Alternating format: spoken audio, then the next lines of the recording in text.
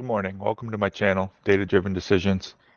I just finished reading a small booklet by William Bernstein called "If You Can," and it's a book for young millennials or people in their 20s and 30s like myself.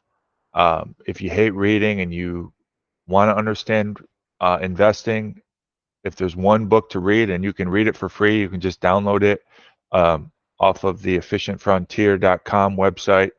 And then you can print it off in a PDF like I did. It's only 15 pages. It'll take you an hour to read, but um, you know, it lays down the template for how uh, a young investor can, retire adequately in the future. And I'll talk about it. So, first step, you got to save. You got to save. He says 15% of your income from age 25 to 65. And that's the biggest hurdle, number one. The problem with most people, including myself, is, I spend too much and I don't save enough. It's just so easy to overspend in a month just on small things that just creep into your budget.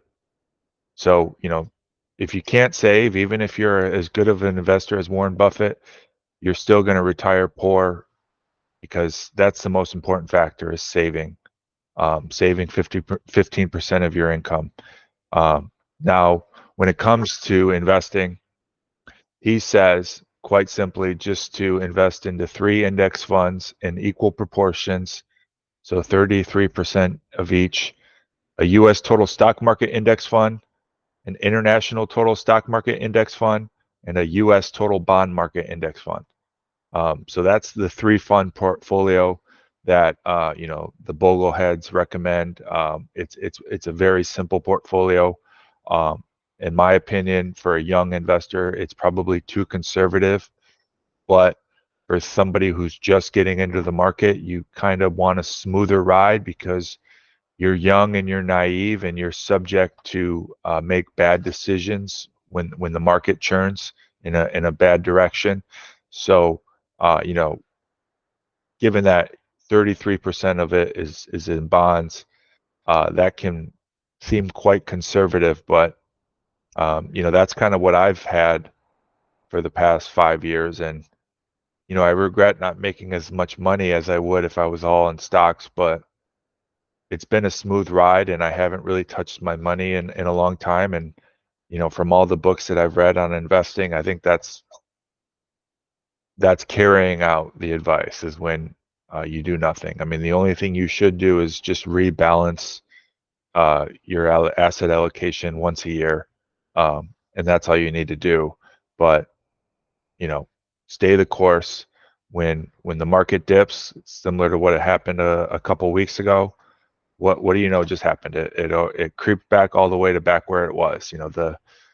The biggest gains always come after the big losses. So the worst thing you can do is try to time the market and get out while it's dipping down, hoping you're going to get back in before it makes its trajectory up. The truth is that upward trajectory is going to come very, very soon. And if you dip out of the market on the down, you're probably not going to get in before the up, and you're going to miss that gain, and you're going to be, kicking yourself. So, uh, you know, as an investor, you're subject to take on big losses from time to time, and it's your job just to bear it. What you don't want to do is make impulsive decisions like selling when the market's crashing. Um, you kind of want to be euphoric when everybody is depressed, and you want to be conservative when everybody is euphoric. When when the market looks bad and nobody wants to be talking about stocks, that's the best time to be buying stocks.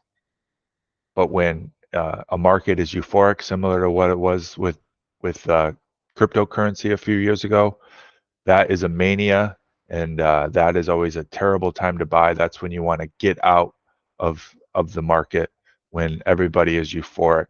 All right, what else is in this book? It talks a lot about the need to learn financial and market history. There's books out there such as Devil Take the Hindsight, um, and another book he recommends called The Great Depression. You need to just learn history. You need to know all of the, what happened to all the manias and crashes in the past. It's going to happen in the future, and you never know when it's going to happen. So don't even consider trying to predict when it's going to happen, or don't you dare listen to anybody who thinks they know that it's going to happen. It's your job as an investor to take on that loss. As an index investor, somebody who is passively investing, you need to take the blows and stay the course, because it's going to rebound very quickly. It always does, and you just want to stay in for that rebound. For hurdle number 5, he says, you must recognize the monsters that populate the financial industry. You really can't trust anybody in the financial industry. They're mostly sharks looking to siphon off your money. They're gonna, you know, negotiate you a fee, and it's usually probably going to be a percentage of your income, say 1%, and that's just too much. If you're going to work with a financial advisor, you want it to be like a flat hourly fee. You pay them $200, $300 an hour, and that's that. You don't want to have work out a contract where they're taking a percentage of your income for the entirety of the arrangement. They're gonna, steal a lot of your money, and you don't want to do that. So, sad to say, most of the people in the financial industry are monsters, and you want to avoid them. I'm all about, as an investor, doing it yourself. You can do it yourself. The best place to do it is in Vanguard. Vanguard is the only fund or the mutual fund industry or company that is owned by the shareholders. So it's rock bottom prices. Every other financial company is owned by its shareholders, and they need to make a profit. And the way they make profit is by systematically siphoning off the money of its investors. But with Vanguard, none of that's happening. You're really getting your fair share of the market, your piece of the pie, with the lowest expenses that are possible. 0.1%, something just that's barely anything. But yeah, most important is saving. That's step number 1. You got to save. Try to save 15%. He says that, when it comes to the market, the real return on a portfolio that he mentioned, 33% of those 3 funds, is only going to net a real return of like 2 or 3%. He forecasts the stock market not doing so great in the future.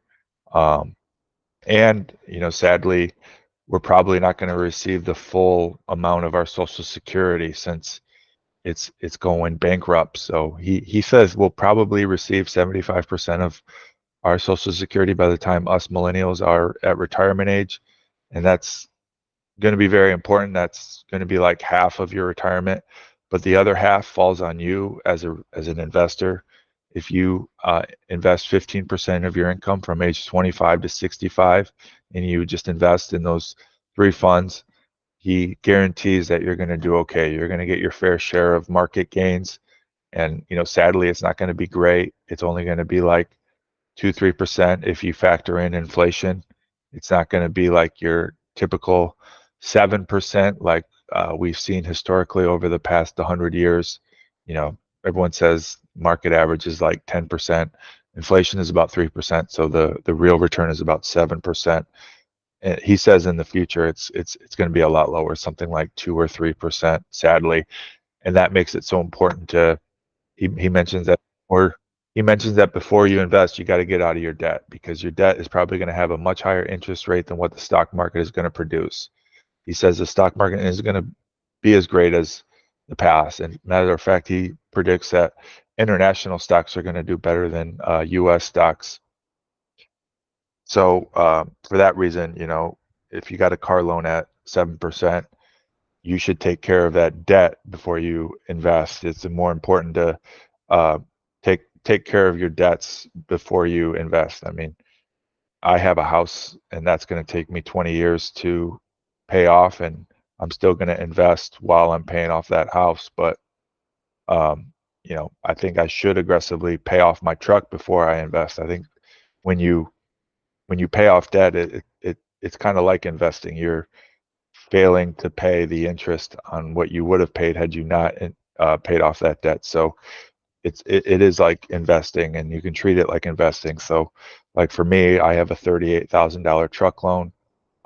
Before I aggressively invest, I should take care of that debt, because that's at 6.5%, and that's probably more interest than what the stock market's going to produce. So it's more advantageous to uh, pay off that debt than to invest. Um, so anyway, yeah, this is a great book. It's only 10, 15 pages. It'll take you an hour to read. You can download it for free off of efficientfrontier.com.